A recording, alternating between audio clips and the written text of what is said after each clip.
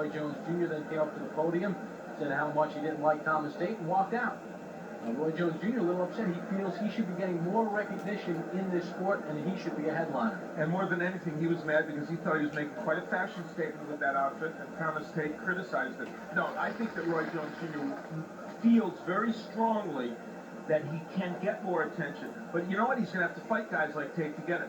All right, Roy Jones Jr. standing by with Fernando. Fernando? Thank you, Bob. Roy, what do you think of this particular fight? I guess if you say that you hate your opponent, that would be an understatement. No, I never hate anybody. I don't even hate my opponent. But I got to go out and do what I got to do to him. You know, he wants my title, and I ain't bad at it. Tell us a little bit about the collar. But the collar, he said he's a big dog. Big dogs wear collars. You know anything else? What's your prediction for this fight? Somebody in trouble. When's that somebody? Thomas Tate. All right, well. Ain't his corner me and anybody else who might want some. When I'm going to give it out, whoever wants to come here. Do I hear you? Okay. They already made shirts that say that they're the chaps. What do you think about that? They got a lot of shirts that they got to go burn. Well, good luck, and thank you very much. Thank you. Back to you, Bob. Thank you, Fernando. Out of the dog pound, and now you can look at that collar. Like it out. I'll tell you what, it's something I think Butch Lewis would wear, really. Patrick Ewing, one of those nicknames? No. Roy Jones Jr., a little bit bitter, wants to take out Thomas Tate. Tate's camp has already made up shirts that he's the new IBF middleweight champion of the world. This is the first title defense for Roy Jones Jr., although he's had 3 non-title fights in between. Yeah, and, you know, much has been made of that. And, you know, Roy Jones is a very flamboyant guy who talks the talk and basically can walk the walk. However, there's a guy that walked it pretty well, Sugar Ray Leonard. But the thing about him is he needs to get some big wins before he can be considered in the league of that man. Roy Jones Jr. was thought of as a bright star in the boxing horizon, but it's taken him a while, Bob, to rise, and he's going to need some additional big fights. Sugar Ray Leonard, one of the great stars in boxing, as you pointed out trying his hand at golf the other day. How was he? He's learning. He's learning. He's gotten better at tennis, hasn't he? Oh, he's phenomenal at tennis. But you mentioned Roy Jones Jr. Speaking of the Olympics, may be involved in one of the worst decisions in the history of the Olympics back in 1988 in Seoul, in which he picked up a silver medal in a fight he clearly dominated. And he's had that edge ever since. Then he split with his father a couple of years ago, who was his manager and trainer. So there's been a lot of bumpy roads in his trail. Yeah, and it's been, as you said, it's been a kind of an up and down situation. What he finally did was win the title, and now people are waiting for him to fight James Toney. That fight is technically set for October, though he's got to win tonight, and Toney has to be Prince Charles Williams, which will not be easy either. So for Roy Jones Jr., he is, in fact, even though he's won a title, still considered a rising star because not everyone is convinced he can be the best in his weight division, and it's a weight division that is filled with good people. Not only fighters like Thomas Tate, but the Gerald McClellans and the James Toneys and the Prince Charles Williams, Nigel Benz, all these people are excellent fighters out there. So Thomas Tate's brother Frank, also a notable fighter, Frank Tate, and he lost to Jones as an amateur, did Thomas Tate, the amateur game, although Tate and Jones obviously both were very successful amateurs. As an amateur, Tate won the gold at the U.S. Olympic Festival in 1986. In 1988, he lost to Tim Littles for a spot on the Olympic team. And you know, he has been there before for a world title match, fought Julian Jackson back in August of 1992, went the distance with Jackson, and that was at a time when Julian Jackson was still considered a very big knockout puncher. So we know Thomas Tate can take some big shots. Well, he also fought in 1991 for the IBF International Middleweight title. It was his first loss of his career. He'd strung together 22 straight wins, but he lost to Percy Harris. He's taken that fight on short notice. So he's had a very successful career, the #1 contender by the IBF, and as we saw earlier, ranked #3 by the WBC. Can he back up all this talk? That's the question. Well, he's a fighter that has never been knocked out before, and that is what Roy Jones dearly wants to do, because this is as much about marketing as it is winning. Roy Jones doesn't just want to win. Thomas Tate, let's face it, while he's ranked near the top, is not necessarily a marquee name in the division. And so, to the average fan, anything less than a dominating performance against Thomas Tate will not really help Roy Jones's cause. What about the inactivity? Tate has not fought since December when he beat Rolando Torres in Mexico. And Roy Jones Jr., he's had one fight in the last 6 months. That was in March in Pensacola. Yeah, now, in 1993, he did fight 4 times, Thomas Tate, and that is a reasonable schedule for a fighter that's a top contender, although a lot would like to fight more often. And I think that if there's ring rust, it'll hurt Thomas Tate a little bit more because Jones can always rely on his boxing skills. They both turned pro in 1989. 31 professional fights for that man, Thomas Tate. 25 for Roy Jones Jr. and Thomas Tate with that long hop to the ring. It is a long walk here. Yeah, it is. Except the locker room further back, Fernando Guillermo was working the locker room, tied up a little bit. His brother Frank, in fact, is now a fine light heavyweight. Thomas Tate is fired up for this one, isn't he? Eddie Mustafa Muhammad will be in his corner, and that's the man that often dresses in glittery garb coming in the ring, but I have to say that the collar is a new look. Well, it goes well with the robe. I do miss some of the big hats that he used to come in the ring with. The victory over Tate will set that payday against James Toney, as you mentioned earlier, Alan. You know, that's really the big thing for Roy Jones Jr. because that's what will get him the respect that he's looking for. Yeah, and I'll tell you what, along the way, James Toney's got to beat Prince Charles Williams, which is not going to be easy, but this man needs a big fight. But before he gets to any of those big fights, he's got to get through Thomas Tate this evening. Now, when he won his title against Bernard Hopkins, it was a good performance. It was a great performance. And I think that has made some people reassess their evaluation of Roy Jones Jr. I don't know that it's appropriate because I think he is one of the most talented guys in boxing. But we'll find out a lot more tonight, won't we? Okay.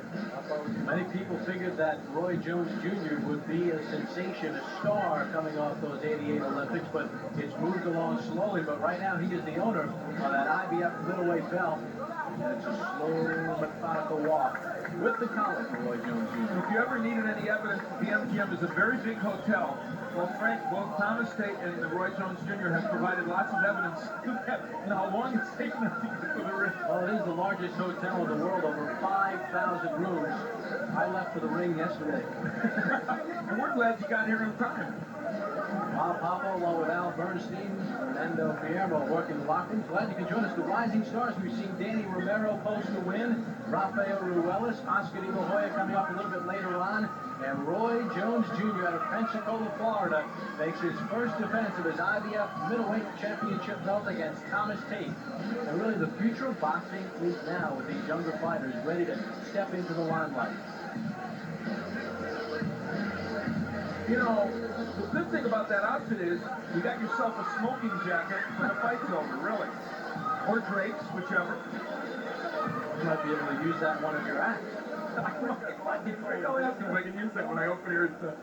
Let's take a look at the tail of the tape for tonight's IBF middleweight championship bout. We're going to look at the key numbers. Roy Jones Jr., 25 years of age. Thomas Tate, 28. Really not much of a difference there. Very similar, and in fact, even in style, they're similar, except that Jones is probably a little faster and quicker. And this fight governed by the IBF. 10-point must system, in effect, 3 knockdown rule not. No standing 8 count. We went through these before, and of course, it cannot be saved by the bell. Only the referee can stop the bout, but we'll quiz you later in case you forgot it. Now for the introductions, we are getting set to send it up to our ring announcer, Michael Buffer. You fight somebody now, bro.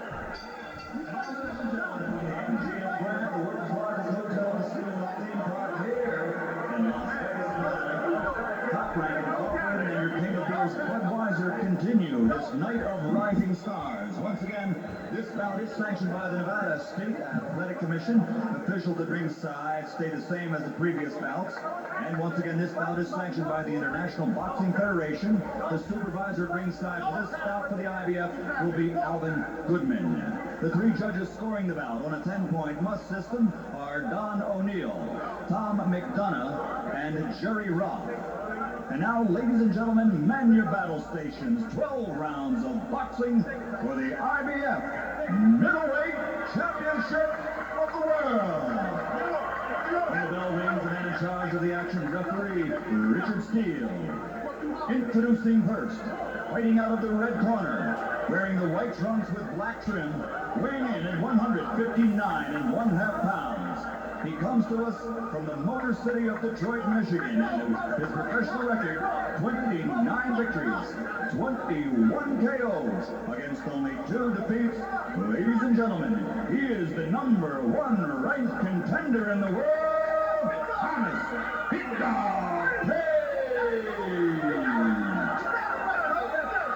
And his opponent across the ring, fighting out of the blue corner, wearing the black trunks with gold trim, he weighs an even 159 pounds. This 1988 Olympic silver medalist from Pensacola, Florida, is undefeated with a record of 25-0, 22 KOs. Ladies and gentlemen, presenting the undefeated IBF middleweight champion of the world, Roy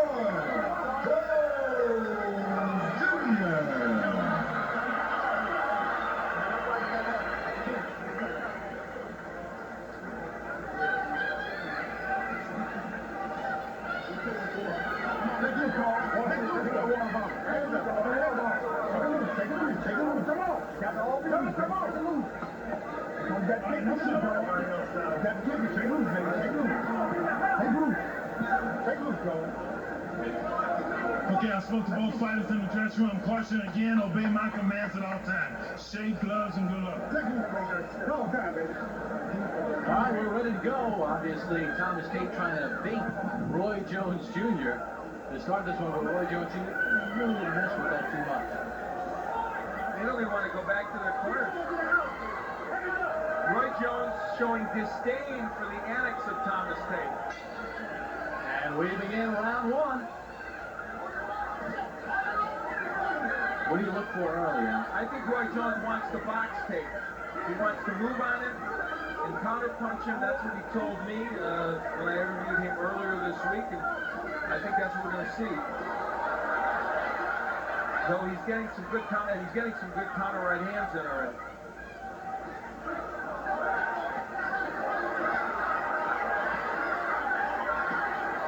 The hand speed of Jones is the big difference here. And what it would figure to be.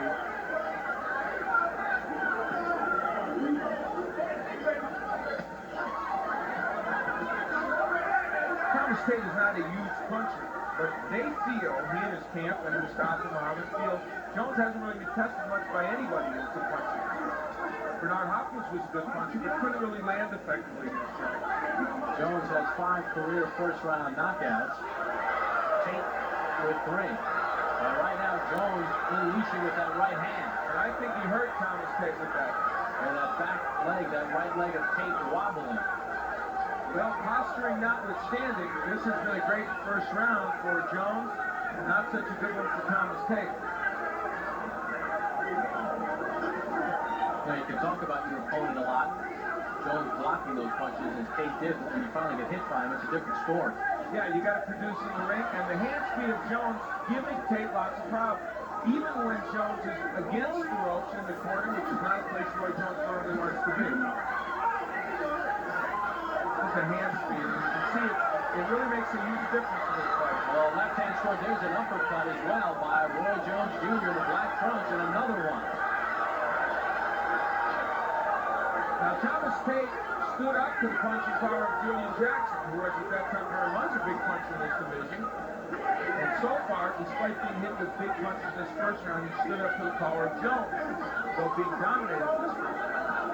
That's been all Roy Jones Jr. in the black trunks. And I want to point something out right now. Roy Jones Jr. has a history of fading a bit in fights. In other words, even against Hopkins in the later rounds, he wasn't that effective. So I'm sure Tate is thinking, if I can get through this early barrage, I can still get something done against this guy. So we shouldn't count Tate out early, despite the fact that he is getting rocked with some pretty big punches. Closing seconds of this first round. First title defense for Roy Jones Jr. Tell you what, though, Jones is showing a better arsenal of punches and a better variety than I have ever seen from him as a pro. The left hand has worked effectively along with the right. And that is the end of round one. Tate says you didn't hurt me. And Jones has the scorecard. Good job, baby.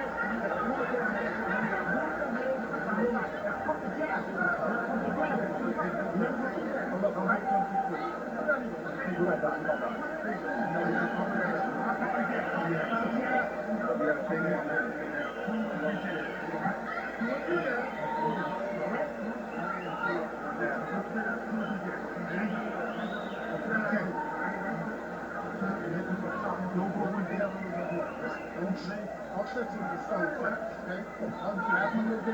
Earlier in the round, Roy Jones got in the right hand against Tate and got it in repeatedly, using the jab to set it up, and that's why he used that jab.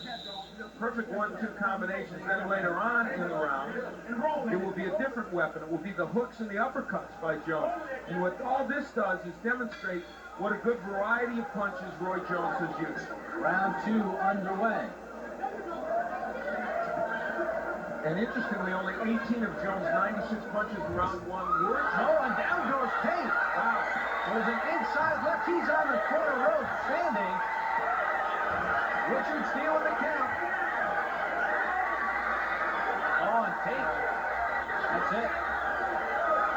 His corner comes out and stops it. And Roy Jones Jr. does advance early in round two. His sixth career second round knockout. Tate just walked right into that inside left.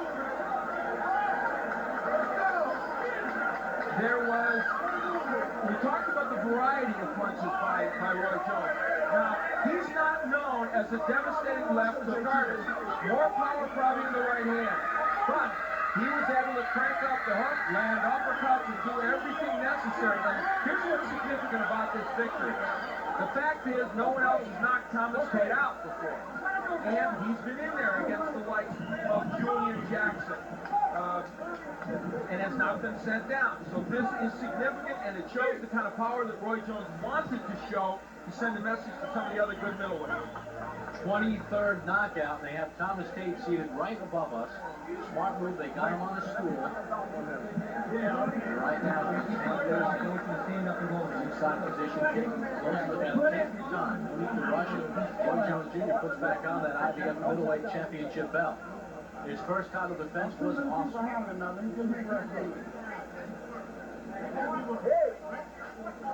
I love it. Well, an interesting start to round two. Roy Jones Jr. just pummeling Thomas Tate. Baby! And the interesting thing is, the hand speed of Jones was just too much. And we'll take a look at the end of this bout. I didn't even know what the hell you hit him. A good left hand on the inside with a hook by Roy Jones Jr.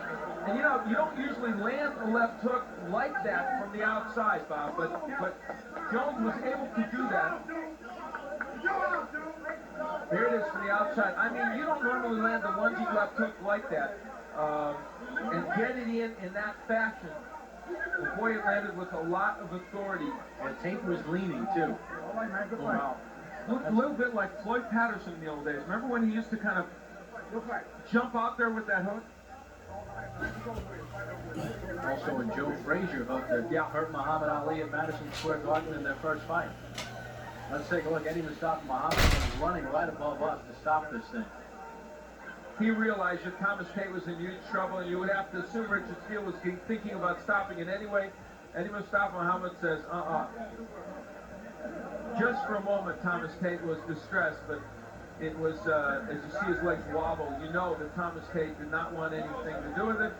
And for Roy Jones Jr., this would be a dance step that Don Cornelius would be proud to put on his show. He looked like Hammer. Yes, Gallop. he did indeed. Thomas Tate was immediately put down on the stool at that point. Roy Jones Jr. celebrates win number 26, his 23rd knockout in very, very impressive style. Number one. Now we take you up to our ring announcer, Michael Buffer. Ladies and gentlemen, referee Richard Steele calls a halt to the bout 30 seconds into round number 2. The winner by TKO victory, and still the undefeated IBF middleweight champion of the world, Roy Jones Jr. Well, Thomas Tate did all the talking before the fight. Roy Jones Jr. with that left hand finished it quickly. Round number 2 and a very impressive showing. Roy Jones Jr. gets win number 26, and here are the final numbers. Jones throwing 99 punches. He connected 51 of them. That's 52%. He just took the fight to Tate from the start, used the left hand and the right hand, and was dominant in winning this round. This fight in just 2 rounds of action. Al Bernstein has made his way into the ring. He's standing by with Roy Jones Jr. Thank you, Bob. I am here with Roy Jones Jr., who did something pretty significant here. Thomas Tate had not been knocked out to this point, and I get the feeling you really wanted a knockout in this fight because of all the stuff that had preceded the fight. Well, first of all, I thank God for giving me the opportunity to come out here and do the things that I did. What's up, Pensacola? Everybody, I still love you. Number 1, like to the head of JT, Mike, Ray, everybody from Great Guards. You know, it was wonderful. I came out here to get him because, for one, Bob Earl made that proposition. He told me the best performance of the night would be point guard for his new basketball team. I had to have it. Be the point guard for the. So you're going to play for the New Orleans ball club playing point guard. That's Bob. Go back on his word. Man, that's what he told me. So I don't know. You know. That's some pretty good motivation now that I think about it. You darn good motivation. What's up, PC? All right, you got the job done. You got it done early. One thing that it struck me was very impressive about your performance, and it's often the case with you, but even more so tonight, was the variety of punches. You started out with the jab, the straight right hand, but in the second round, you really came with the hooks and the uppercut. But the second round, see, the thing was, nobody never seen me really fight. You know, everybody seen me move around the box because, like I told you, I don't get paid to really fight. So tonight, you know, I was out here and I said, my title's on the line, so I may as well go ahead and fight. So he wanted to fight. He talked about how he's going to come in. Let's go, baby, let's go. Is part of that also the fact that, let's face it, people are thinking now in terms of these mega fights. You against Tony, there's Gerald McClellan out there, there's all these middleweights and super middleweights out there. Is part of it to establish in people's minds that Roy Jones Jr. might be the elite of that, or that you want to think of yourself as the elite? What's up, Toto? What's up, Mr. Grant? Mr. Grant? I am the elite of that. We ain't got to discuss that. They know. When it comes time to fight, anybody who want to fight, hey, put the money down, I would do it. Understand? He just found that out. He came out a big dog. He got a big dog right here. Anybody who want to get it done, we can do it. All right, Roy, let's take a peek at the end of the fight here. You really landed a lunging left hook. It was kind of an interesting punch. Because I fooled him. I knew that was sitting at me, so he thought I wasn't set. And I just set him up with a nice, beautiful left hook. Sometimes I don't understand how I throw it so pretty. Look at him, just a sleeve. Look at that. Just a pretty, come on, Father Champ. Everybody stop and sitting at me. Come on, get him. Come on, get him. Hold up, Champ. He getting what he wants. Here it is. Bingo. See ya. We want to be here tomorrow. You know what? Talk about basketball. Dick Vitale couldn't have done that anybody. You know that? He probably couldn't, but that was good commentary. Hey, it's just, you know, like I say, I thank God everything is so wonderful. My camp doing good. Smoke came out here, turned it on, did what he was supposed to do. Hey, Carl, tell the freaking stuff. What's up? After you beat him, you did do a little dance there that I thought was actually pretty special. Take a look at it now. Oh, they call that riding that donkey. Is there a name for that? Yeah, you got to know how to ride that donkey. I was just riding that donkey across the ring. I wasn't sure the referee couldn't stop us, so I was going to ride the donkey back over there and catch up with him a little bit more, you know? The one thing I want to say, I don't think they'll let you do that in the NBA, though. What's up, Big Rod? I don't care what they let me do in the NBA. Right. Hey, I can do this thing. However I got to do it, I got to do it. Now, let's get back one more second to James Toney. I know you dealt with that a little bit, but let me ask you again. As you think about him as a potential opponent, what are your general thoughts, and honestly, about his style and about how you match up against him? James Toney got a very unique style. He's very different. He got quick hands.